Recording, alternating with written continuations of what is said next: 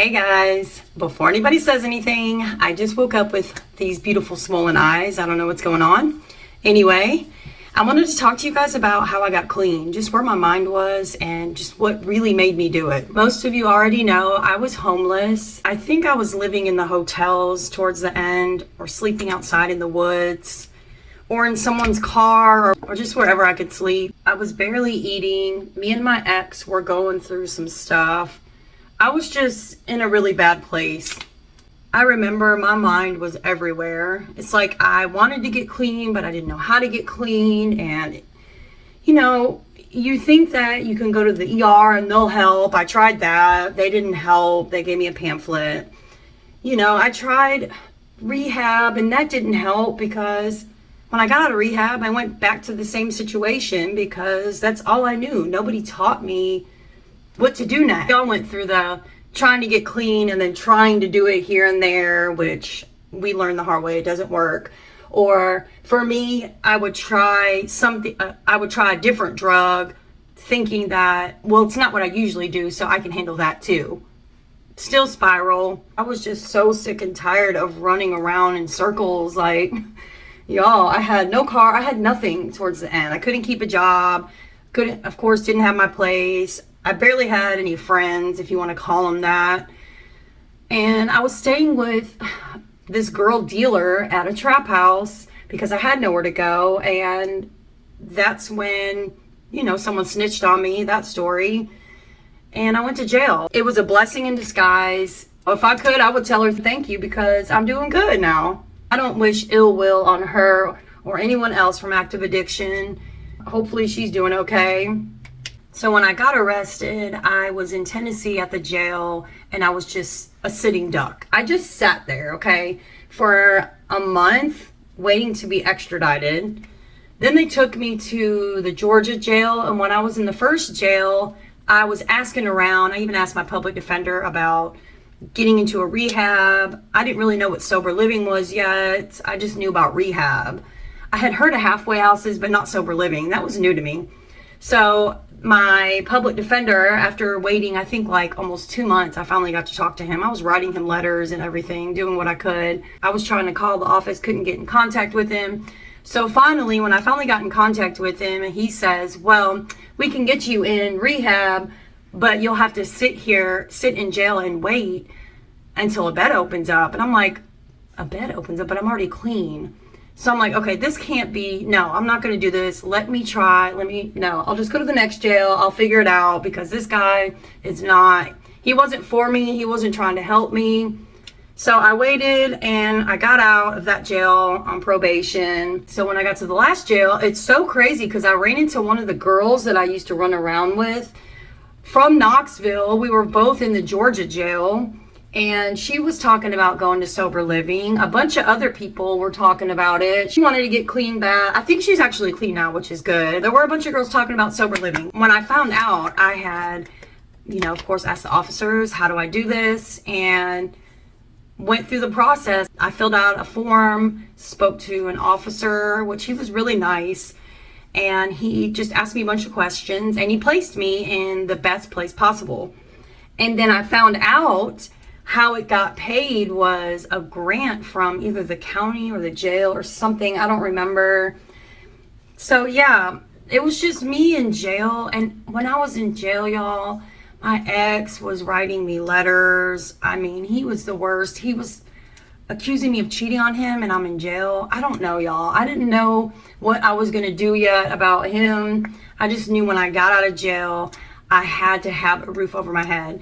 I knew if I got out and went to the streets, what I would be doing next. When I got out of jail, I went to sober living. I was scared out of my mind, but I still went anyway. Things worked out for me there.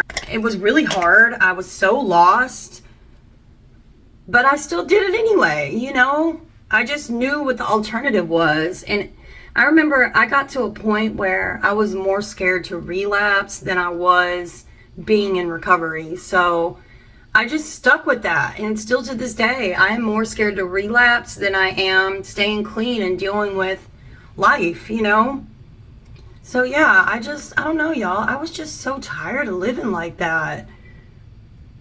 And I know for a long time I really wanted to get clean, but I just didn't see a way out. I didn't think there was a way out.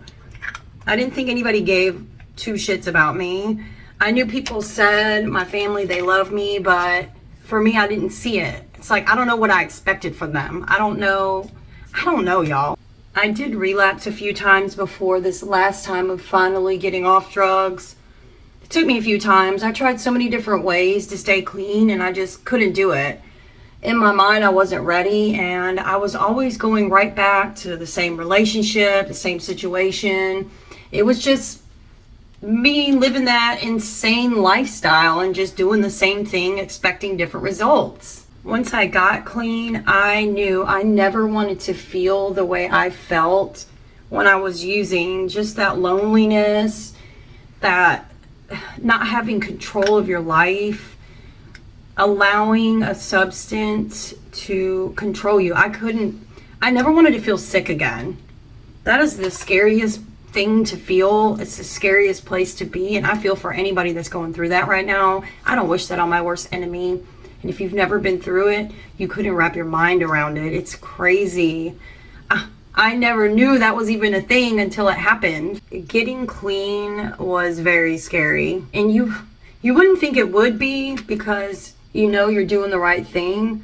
But it was very scary because it was the unknown. I was taught that if it's uncomfortable in recovery, you're doing the right thing, which is true. That's how you know you're not doing what you used to do.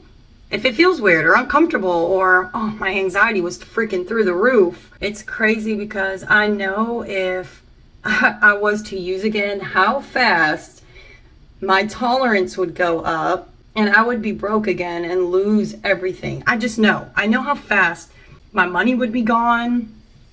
I'll be right back doing crazy stuff.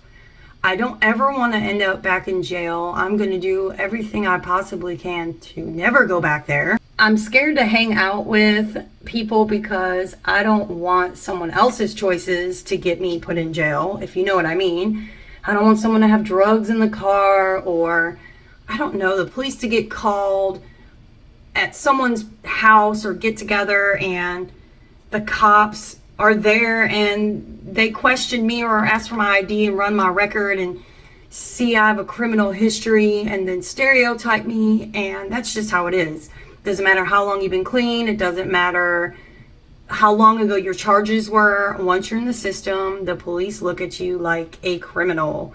And I'm gonna be honest with you, I'm so scared for the day that I drive again, because in Georgia they have tag readers, which means they can pull up my name, run my background, and even though it was a long time ago, they could still harass me. The cops could still harass me and give me a hard time or want to search my car, even though I don't have anything. It's traumatizing, y'all. Having to go through all that, it's traumatizing. And let me tell you, my managers had to call the police on people arguing at my job, and she'll be like, well, go tell the police what happened. I'm like, I'm not talking to them. Y'all, I won't even talk to them. I won't. No. If they ask me, I'm like, I don't know. I don't want to be involved. It's usually people arguing, and my manager might get scared and call the police. I'm not getting involved with that. I don't want anybody going to jail over an argument, even though the cops will take both people to jail. I just don't get involved in that. I don't want my name being pulled up for anything. One day I hope to get my charges expunged. I don't know if you have to have an attorney, and the attorney has to file paperwork, or you can file paperwork. I don't know. I've been told that it's expensive and it's per charge. I know I would for sure get my 2 felonies off my record. Well, it's never off your record, but it's at least hidden so you can go get a job or a house or whatever it is. I think only like the police can see your record once it's expunged, or like the courts maybe. I don't know. I'm not exactly sure, but I do want to do that one day. If you take away anything from this video, let it be, you can get clean, no matter how hard it is, no matter how many times you have to try, you can do it. And I know it's cliche, but if someone like me can get through that and keep pushing, you can do it. You can do it. Is it going to be hard? Yes. It's hard because we spent years screwing up our lives, you know? But you can do it. And anyone in recovery, if you're struggling, you can do it. You can keep going. You are strong enough. We are strong. Addicts are strong. We've been through a lot of stuff, you know? We can get through life. We can do it. Always have somebody to reach out to. Reach out to me. I try to get back to everybody the best I can. I get a lot of messages, so please be patient with me. There are a ton of recovering addicts out there you can reach out to. Reach out to, I don't know, anybody that will listen. When you're going through something, just talk about it. It helps. Who cares about people that judge you and look down on you in society? Who are they? They're not living your life for you. They're not your best friend. They're not, even if they were, like, let them judge. Because the ones that are judging us are the ones that are doing stuff themselves. And y'all know that. Most of them are projecting or because somebody hurt them. And that's fine. Take it out on me. It's fine. Whatever. I'm still going to live my life and enjoy my life and stay strong. And all these people telling addicts to relapse, don't listen to that crap. They think that their words are going to hurt us. Little do they know, we've been through way worse. There is nothing anybody on the internet can say to me to make me want to use drugs. I'm sorry. It's not going to happen. I don't care if people look down on me. I know I turned my life around. I am here to help others see and encourage recovery. You guys can do it. We're losing too many people. I have young kids reach out to me asking for help. No matter what they're addicted to, they're too scared to tell their parents or anybody in their family because of how society looks down on us, and it's sad. We're losing people because they're staying behind closed doors using. They're scared to ask for help. Don't be scared to ask for help.